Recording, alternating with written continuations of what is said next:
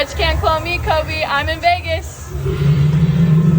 I bet you I can. Challenge is accepted. First, I had to figure out exactly where you were. So I typed in alligator in Las Vegas, and it came up with the Rainforest Cafe alligator. With my cloning kit in hand, I went 5 hours on a plane from New York City to Las Vegas, Nevada. Once we got to Las Vegas, I asked the guy if he's seen an alligator in a Rainforest Cafe. He said it's right over there. So we went on our way to find the exact spot that you licked the alligator. Once we got to the alligator, I examined it with my optical lens to make sure the DNA was still there, and it was. I then swabbed your DNA right off the top of the alligator and placed the DNA back inside my chemical grade tube and took a plane all the way from Nevada back to my laboratory in Miami, Florida, which is over 2,500 miles. I know it was a little weird putting the DNA on the plane, but they didn't ask any questions. Back at the laboratory, safety is always first, so I put on my optical lens. Right there is your DNA swab. You can see on the end of that Q-tip your actual DNA that I'm gonna be cloning. I then had my assistant give me an agar plate. I'm gonna put inside the agar plate your DNA Q-tip swab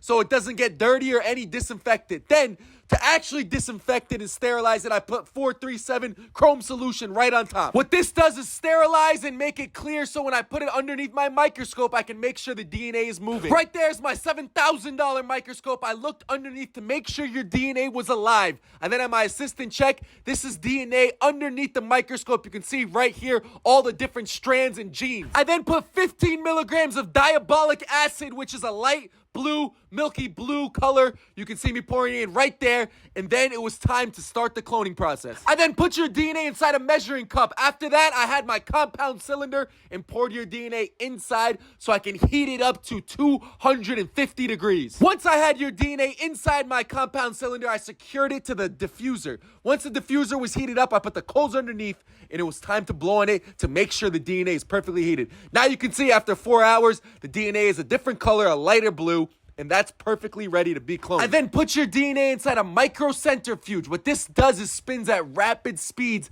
to diffuse the DNA and separate every single particle. I drew a little diagram so you can see right here how it works inside. It then takes the molecules out, the bad ones, keeps the good ones inside. You put it in there for about 30 or 35 days.